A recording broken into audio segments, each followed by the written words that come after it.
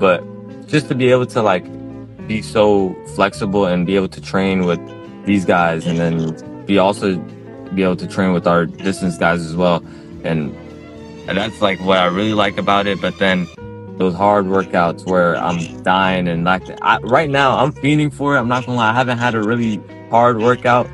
That's what I mean. Like one day I'm gonna be really wanting it, and then the next day I'm actually in the work. I'm like, damn,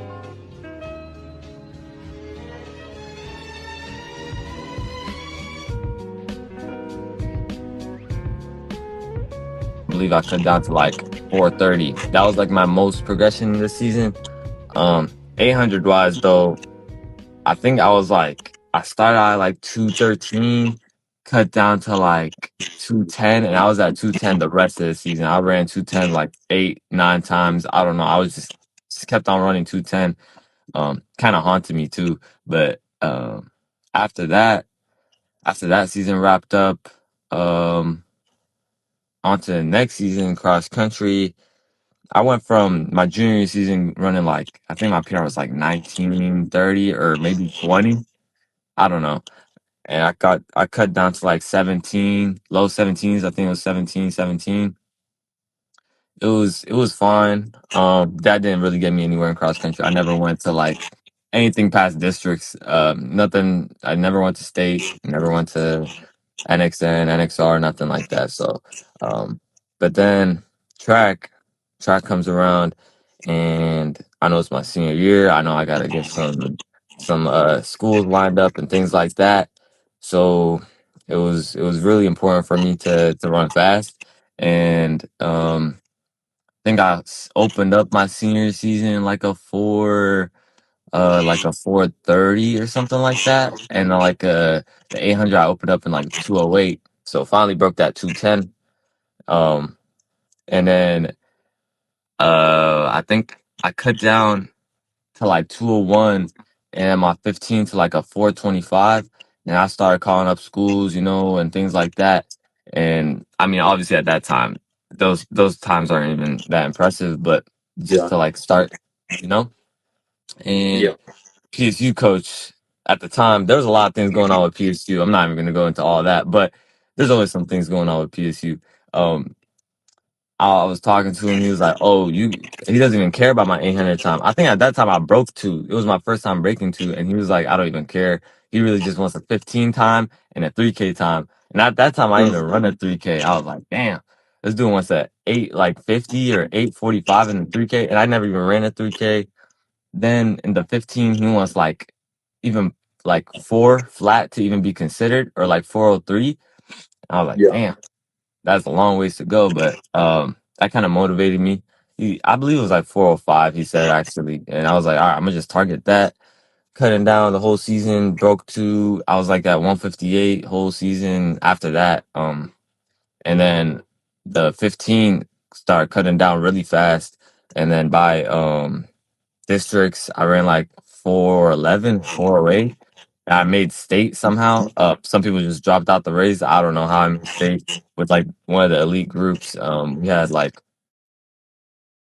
I don't know if you know him, Caleb Lakeman, Wes Shipsy, some fast guys in the 15 at state, and I ended up getting last at state, but they did carry me on to that 405. Um, so I was happy I hit that mark that coach was looking for, and I kind of was just like forgot about all like the other coaches, and I was like, yeah, we're just gonna target Portland State, even if I have to be like a walk on or even like don't even be on the team and run attached my freshman year of college. I was like, I got to make this team somehow, Hmm. and I went to Nike Outdoor Nationals, and the coach was actually there after low key. He was ghosting me for a minute, and then he was like, yeah, my job's kind of on the line right now. I don't even know if I'm gonna be here next year, but I'm gonna send your contacts to like the people who handle that type of things. And Hmm. somehow I got an email that summer in like I think late July, from like one of the trainers talking about, oh, I need you to sign some papers. I'm like, okay, I guess. And then yeah, I was here, Portland State, and yeah, that was basically my high school career, only two That years. Yeah. I didn't mean to cut you down. I didn't mean to cut you off. Yeah, I mean that was it. That was it. High school was done, and made it onto the PSU team somehow, some way, by the That grace of that God. Yeah, is that is insane. That's one of the most unconventional recruiting stories I've ever heard. And trust me, I've yeah. heard some crazy ones before. Mm-hmm. So I mean, because low key, I think if there was a lot of people in your situation, I would have been like, I'm just gonna go to a different school for academics, and I'm gonna Yeah, stop running. You know what I'm saying? And yeah. not to say Portland State isn't. I don't exactly know if it's a good academic school or not or Mm-hmm. anything like that, but Yeah. it's Division One. I want to say it's on the bigger side. Yeah. It, yeah, it is. I mean, if they're a D1 school, they have to be big, but it's on the smaller side of D1. It's on the In that, border. I It's on just the meant border for sure. average. In average, I guess higher than 50% of the mean. You know what I'm saying? Yeah. So, but anyways, so yeah. So actually, we had really cool too because we're in the same class. So my freshman year also got wiped Mm-hmm. out because of COVID, and then Yeah. my sophomore year, there were some people in my family that had health complications, so I couldn't compete at all. Yeah. And and then honestly, not until the summer before my junior year is when I really started to run times that were, Mm-hmm. college recruiting capable, I guess, like that. So, but Yeah. I definitely feel you. It was pretty hard when we were seniors to get recruited because that was starting to get into I guess the beginning of, you could say, trackflation, Yeah. Yeah. or For sure. there. I want to say yeah, it was the beginning. Now it's a lot. It's getting crazier, but that was definitely the beginning of it. Yeah. Yeah. And then that's when, NIL started to appear, more mainly in football and basketball, Yep. more base sports, but it still started to get there a little bit. You saw a lot more social media presence of track guys starting to appear, and it's like, oh, this guy's running this fast, and like, oh, this guy just signed the first ever high school NIL deal. Yeah. But yeah, I mean, it's insane. It's insane. Anytime I have a high school kid come into my DMs or ask me or oh, how do I go D1? How do I get recruited? Yeah. I'm like, dude, it's point you shouldn't even be focused on that. You should be focused on how you can maximize yourself and then let the coaches come to you later on. Like if you're doing everything you can do first and then putting the recruiting next, like, there's especially unless you're like an insane national recruit that's like everybody knows your name and you're gonna sign you're taking visits to Georgia and Arkansas and South Mm-hmm. Carolina and all these big track schools to sign their name. Well, real possibility a coach can give you a spot on a team Yeah. and can ghost you a month later and Mm-hmm. you put all your effort and time into like applying to school, making sure you have everything ready to the school, and they're like, "Oh, sorry, dude. Sorry, you ran 9:20 in the 2 mile. Not, you're not good Yeah. enough anymore." And Yeah. it's like with NCAA turning into more of a I guess semi-professional league is a very broad term, but it's Yeah. like the coaches do everything they possibly can do to score a conference and Mm-hmm. win. And it's no longer about developing people anymore. It's about how can I make the most, like, how can school make the most money off of the track team? And by saying, if you're not, at this caliber an athlete, you're probably not going to be on our team because it's just, you're not going to be making any money for us in the long run. So Yeah. that's a very generalized thing for me to say. Obviously, you have so still getting walk-on spots at smaller D1 schools and For stuff sure. like that. But generally The speaking, game is changing. Yeah, the It, game is it changing for is. sure. Yeah. I mean, so like, I guess my next question to you is, and this is gonna be really hard. Uh, th- Actually, I don't know. Maybe in my mind, I think this question could be really hard to you. Hmm. If a high school kid came into your DMs, and this probably has already happened before. Yeah, Let's be honest. probably. So Yeah, let's just say the next high school kid comes to your DMs. They're class of 26, right? Like yeah. the recruiting is like nowadays pretty much over with, but like maybe there's a little bit there. And they're like, dude, like I think I know what it takes to go D1. Um, you know, like let's just say they want to go and they want to get on your team. They want to go to Portland State. Okay. Yeah. But they have to run the times to get to Portland State indoor and outdoor this season. What Hmm. what would be your best advice towards them? Um. Well, first you got to run the best times that you can run, and not saying that, oh, it's already, what is it, January. I mean, you still have time, but all the recruiting is basically done. That's the thing that I didn't know as a junior, and now it's even worse. You just really got to contact coaches. Even if your times aren't there, there are some coaches that look out for things like that and um, care about things like that. One of my friends, Fuad, that runs at Oregon, he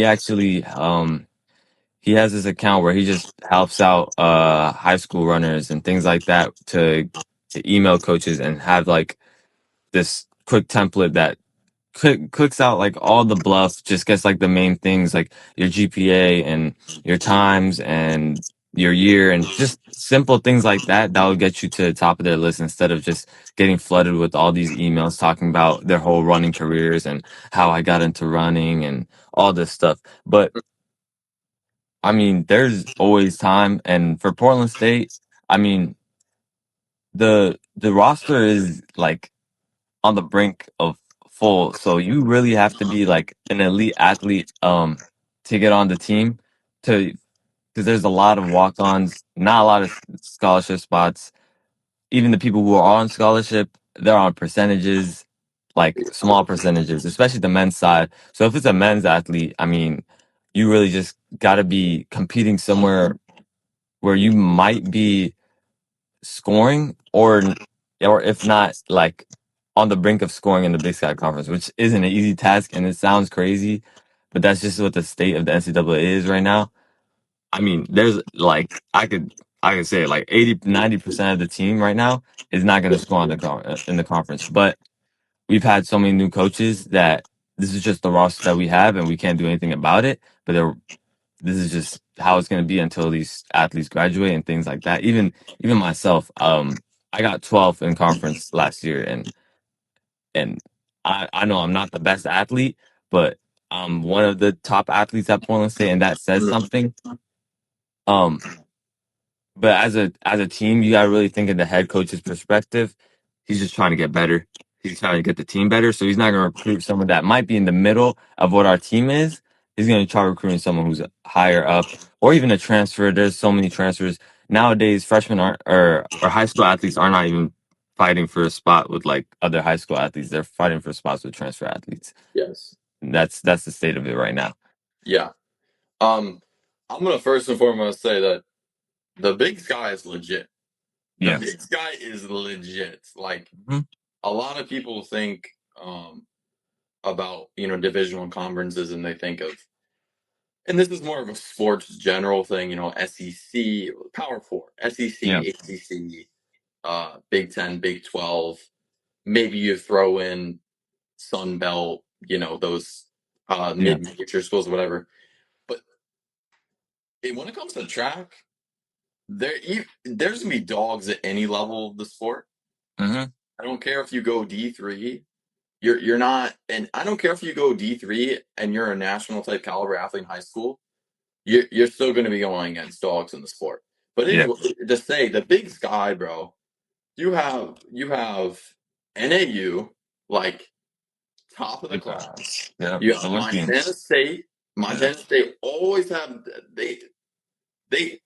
It actually surprises me how that school has like I yeah. don't know how they get insane recruits every year. You know what I'm saying? Mhm. Like you've probably seen it firsthand.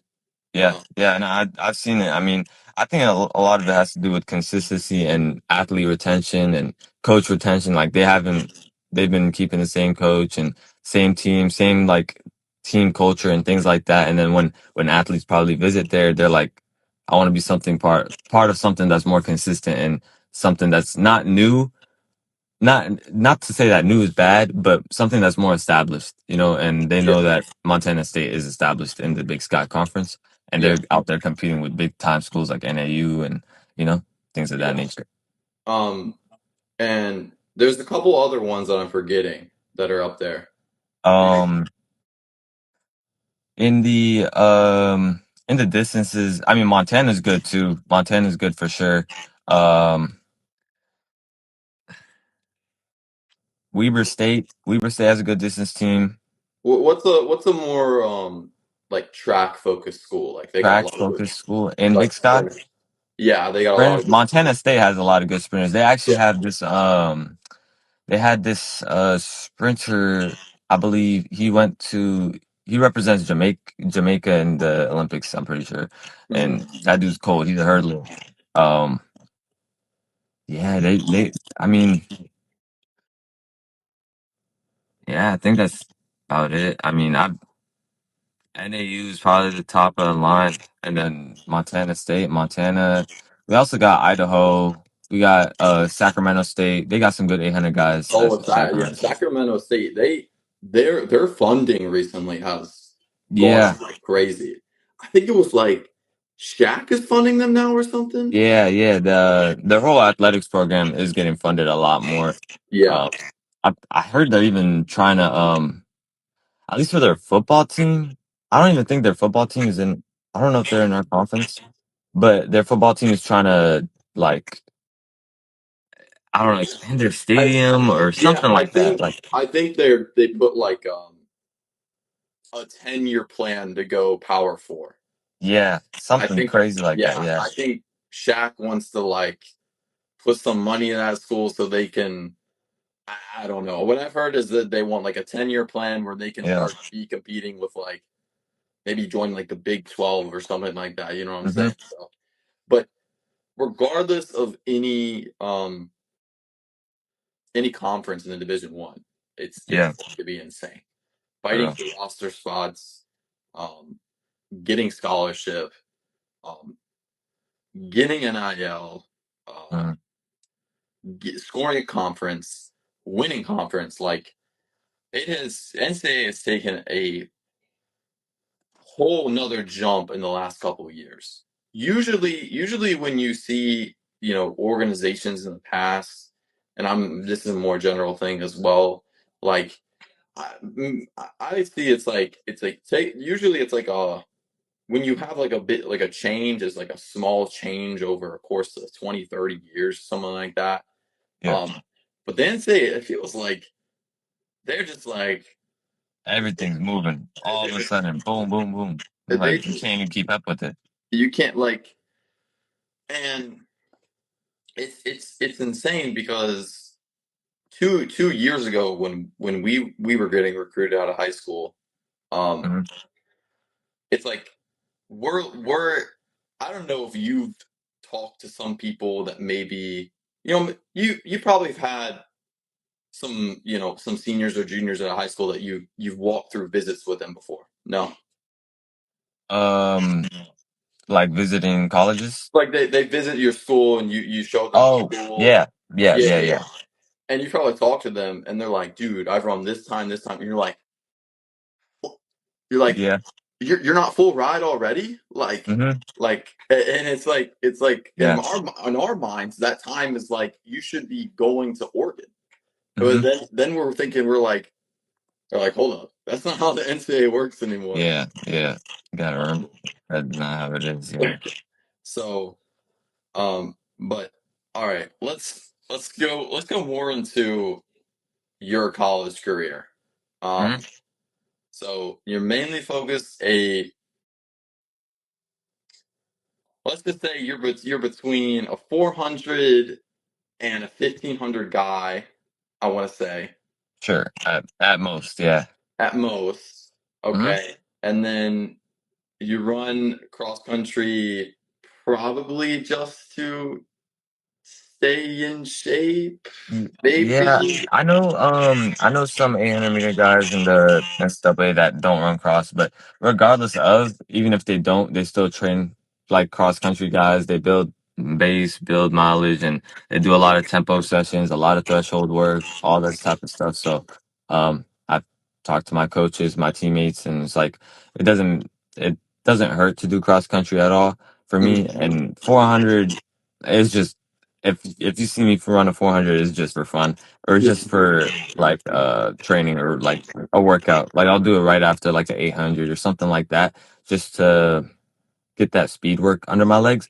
But yeah, I wouldn't say 400. I could dip down to a 400. Obviously, I could dip up to like a 3K, 5K, but it wouldn't be my strong suit, you know? Yeah. Even this year though, the previous years I've been 800, 1500, but I'm trying to get back into my high school shape where I'm like well mindset where I'm more of a 1500 guy first and 800. I mean, I still like the 800, and I have a lot of experience in the 800 compared to the 15. Well, as of recent, but yeah, the goal this year is to really move up more into the 15, and get under like 350. And I mean, like my PR right now is a four flat, but I was doing that literally just like in the middle of the season, and I was doing a hella speed work. I was just like, "Epic, we're gonna do it off of like probably like 20 miles a week, a lot of cross training." I was like, you know what, let's just do it, and I ran that. So um, especially with me having a healthy cross country season this year and having a lot more like base on my side. Hopefully, we can see that transition into more 1500 this season, and then strength will always help the 800 regardless because it doesn't matter how fast I am if I can't get to that last 100 meters and still be sprinting. So it doesn't matter. Yeah. Yeah, No, actually, I've done a little bit of research on you and stuff, and I've seen some of your race videos and stuff like that, and um, I have a feeling you're gonna have some success in the 15.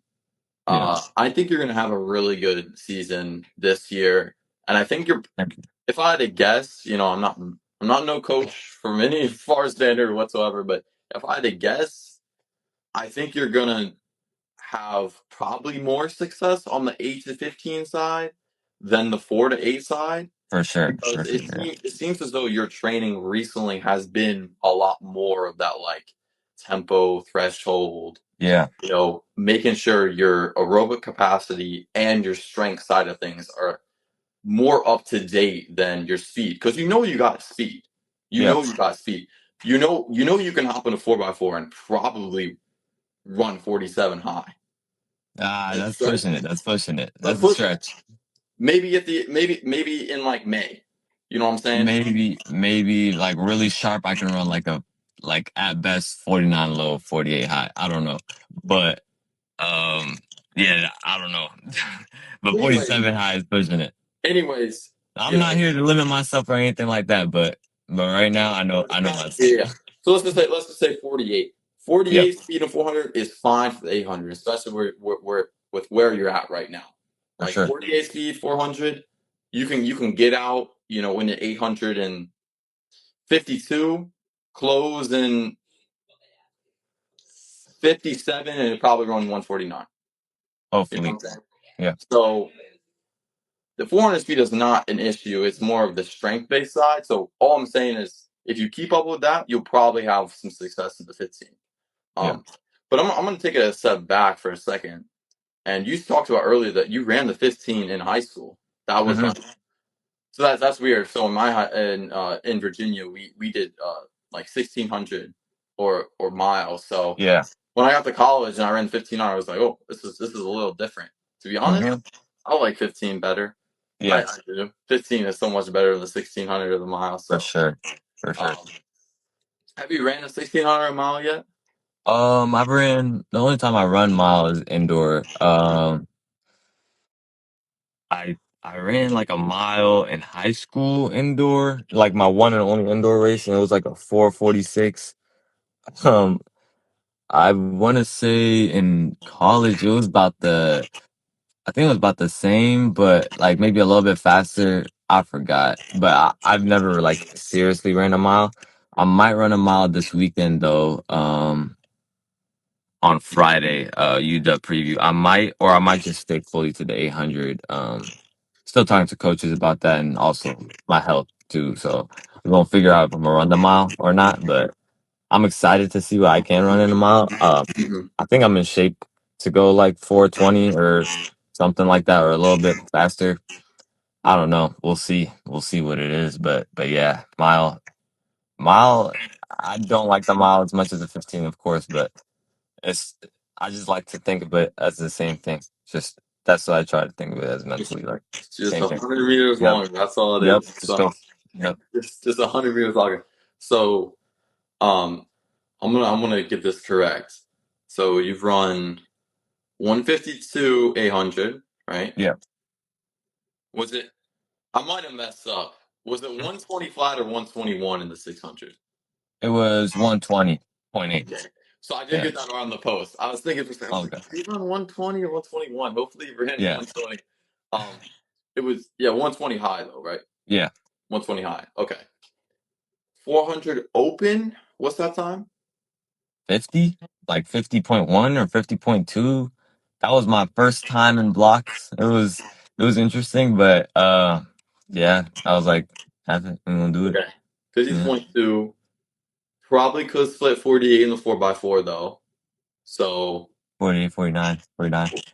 Yeah. I'm thinking I just think right you're now. under I think No, you're no, no. underestimating yourself. Nah, we'll see. No, I think for sure in the future, like give me maybe one more season, but as of right now, haven't touched on speed in a while, but you never know. Speed literally is just I could work on it for 2 weeks and it could come back just as fast, Exactly. if not faster. So Yeah. Um, that's something I tell a lot of high school kids that are worried about, losing speed in cross country, and it's like, dude, it's like it's not about losing speed; it's about toning it, and you can run an entire cross country season not touch up on it. Like you just said, you take 2 weeks, do like maybe 2 or 3 speed workouts, Yeah. you're gonna be fresh again. Like Yeah. don't be worried about that. Like focus on cross country season. Hmm. Unless you're a college 800 guy, even if you're Yeah. an 800 guy in high school, focus Even on then, cross you country. could just like I know a lot of people who do, and like even myself, I just make sure I do strides, a lot of strides, after a run. Just make sure you still keep like those things in your system, and just make sure your feet just don't forget it, and you'll be fine. It's all muscle memory for real. Exactly. So, and I want to say your 15 time is 406. For like flat 400. Oh, it's four flat. Okay. Yeah, Um. I I think. think it was like at a it was at Western Oregon, but I don't know. It doesn't show up on my T-first, I don't think. Yeah. Yeah. Yeah. Yeah. Yeah. Yeah. So I was looking. I was looking. I think your T-first PR says 406, but okay, Yeah, four flat. probably. So, and then I'm guessing. I think on T-first was probably you ran like a 3K or maybe a 5K time, but that was like, Yeah, was that more like a I I workout think thing? I think that was probably from cross country. I think it was a 5K time. We opened up in a 5K, and I was like, that was this that was this fall, Hmm. and I think we was off of like well, everybody was coming off of summer training, but I didn't have the best summer. I had like bronchitis. I was out for a whole month. And then came back, trained for like 2 weeks, like slowly getting back into it. And we were like, effort, we're just gonna throw me in for a workout and just see where I'm at type of thing. I Hmm. think I ran like 17 or something, or I don't know, 16, 15. I don't know what it was. It was pretty bad. But after the season, I ended up doing like a time trial running like 15:29. So alpha like that was like 8, 10 weeks of training. Hmm. That's yeah, like I mean a lot of people be like, "Oh, I'm this slow. How am I gonna get to like the 14s, 13s?" I mean, I did only 10 weeks of training, and I went from Yeah. 17 to 15:30, and yeah, 15:29 is solid, especially if you were sick with bronchitis for a month or Yeah. something like that. I think there's a lot of like I don't know if this comes with experience or maybe just time in the sport, but I feel like a lot of track athletes, especially distance guys, we panic a lot more than we should. Mm-hmm. Am I wrong for saying that? I like compared to other athletes, you want to say? Like I don't know. I think we like if let's just say we're on 50, 60 miles a week or something like Mm-hmm. that, Yeah. and we're like we cruising along, we do a 12-week session at 50, 60 miles a week, and then 1 week out of the 12 weeks we run 40 miles, and we had project due on Sunday night and we couldn't get the long run in.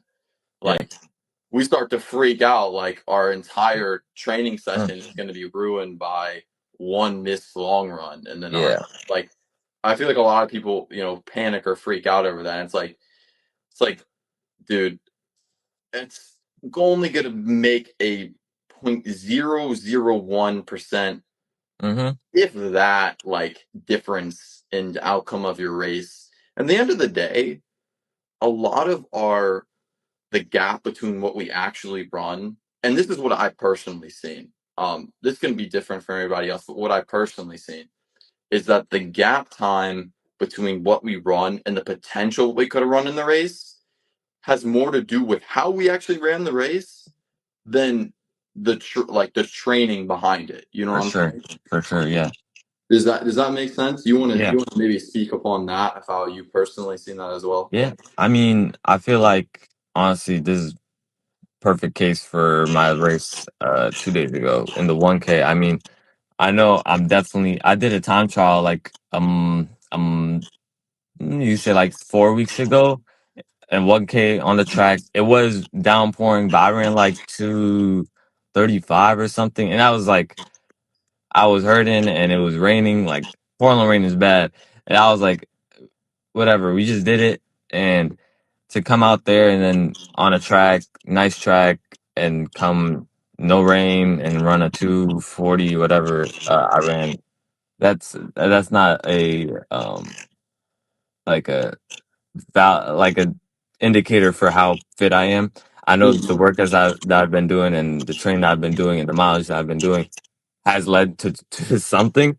But I've been there multiple times where I know I'm in this shape and I'm running this time. And a lot of it sometimes just comes down to mentally, like you're overthinking. Oh, I did take a 10-day break after that.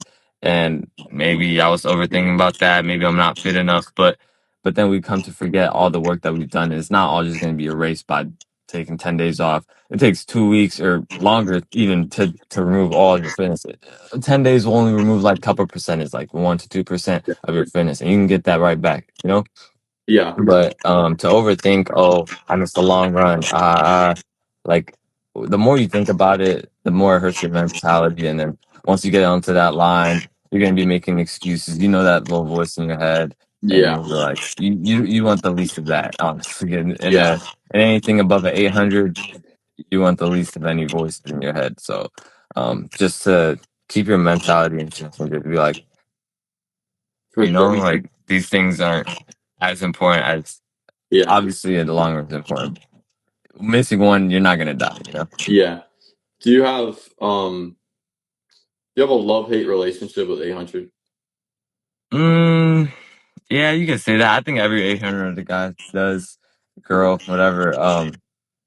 It's just the training, like, is so interesting that like it kind of the love is like, oh, I could do so many different things with it. I can run how many miles, whatever, run with the distance team. Then I can also beat, well, not anymore because we got a lot of recruits, but I used to be able to beat half of the sprints team in 400s. Like I think I had the fastest 400 time last year because our sprints team was just really bad in the 400. I don't know what was up, but just to be able to like be so flexible and be able to train with these guys and then be able to train with our distance guys as well.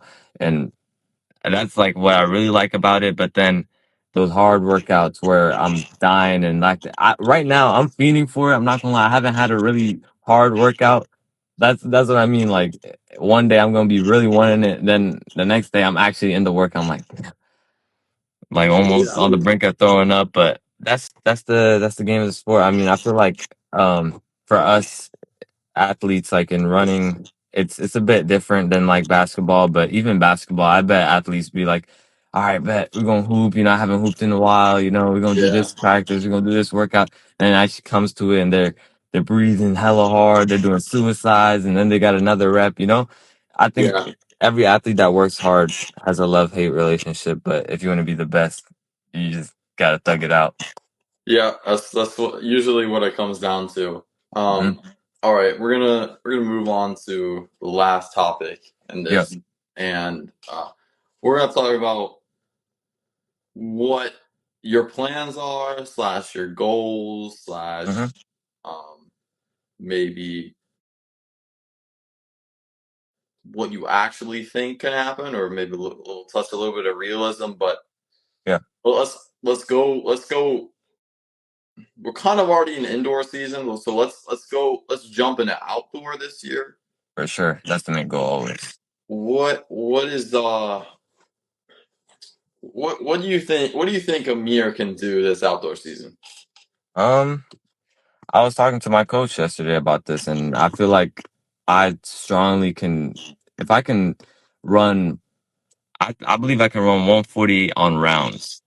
That's gonna be the goal. 148 on rounds, like for conference, first round prelim, get into the final, second round, be able to hold that 148, if not more. Obviously, I'll be happy for more. I I always shoot for crazy goals.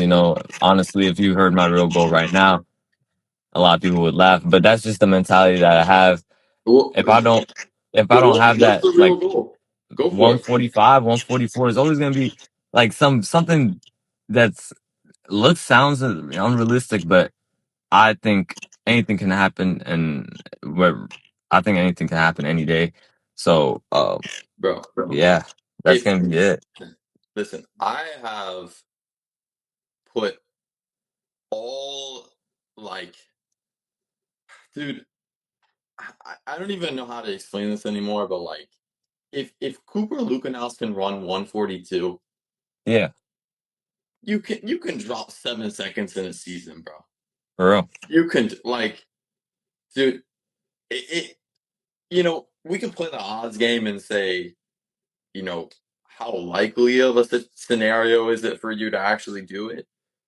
But But it gets the less likely the less you believe in it, so it doesn't matter. exactly, but the Yeah. possibility and the potential is always there. Hmm. That is the whole nature of the sport. That everybody runs the sport to get faster. Everybody Yeah. runs the sport on the top end because they want to Hmm. break world records, and the world records aren't going to be broken until you believe yourself that you can break them. Yep. So who's to say? Who's to say that you can't be? Sometimes I don't like it when people say delusional. Like, I like saying it. That right, I'm but like, but but yeah. who's to say you can't be delusional and say I want to run 146, 145? So, Hmm. at the end of the day, you got to back up that in your training and your races. You got to Yep. come to the mindset like, hey, I'm gonna be a machine this semester. Like, I'm not gonna let any distraction get in my way. I'm gonna do all the recovery I can. I'm gonna do the best training I can. Um, and if you put 100% effort in, and let's just say you don't reach your goal, you run 145, 146 in outdoor, but Yeah. you put in everything you possibly can to hit 145, 146 and run 150 flat.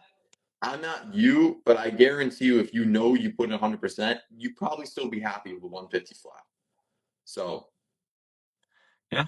No, I mean, as long as the whole point of me setting like goals that may sound really unrealistic is to shoot for the moon, land somewhere around the stars. You know what I mean? Like, um, the farther you shoot your goals, the higher the chance you're gonna be somewhere. Even if you don't hit that goal, you're gonna be somewhere up there. And if it doesn't happen to be 150, 149, 148, whatever it may be, as long as I'm on the path to it, we'll just keep going and see what I can do the next year after that. Exactly, bro. So, okay, I'm gonna throw one last question at you, Yeah. and maybe I already know this, but I'm just gonna ask you anyways. Hmm. Um, if you could be any other professional athlete besides track, Yeah. which one would it be? Professional as in like in the top league that any Like NBA, NFL, NHL, oh yeah, yeah, MLB, yeah. NBA for sure. Easily. NBA for sure. For sure. Yeah. No question. Nah, no question. Nah, nothing else, honestly. Yeah, there's All right, nothing that beats it. all right. What team would you want to be drafted by? Drafted by probably a small market team. I mean, I'm in Portland, probably Blazers or something just small, just so like that Lakers type of pressure isn't on me, you know. Mhm. But somewhere small where we can build something that'd be fun. Obviously, I hope I'll be better at basketball to actually build something, but the contracts are fire. You could be the worst player on the team and still be making 1 million, so doesn't matter. Yeah. What position do you think you'd play? Probably like I mean, with how the NBA is right now, I'm like 6'1". I probably have to be a point guard, but realistically, I'm more like a shooting guard. Yeah. All right, all right. So okay, so if like Trailblazers come calling you out tomorrow and they say, "Hey, we need a shooting guard. We Yeah. need you to quit college right now. We don't know if we're gonna sign you. We just need you to come to our G League team." Well, what are you gonna G say? League team.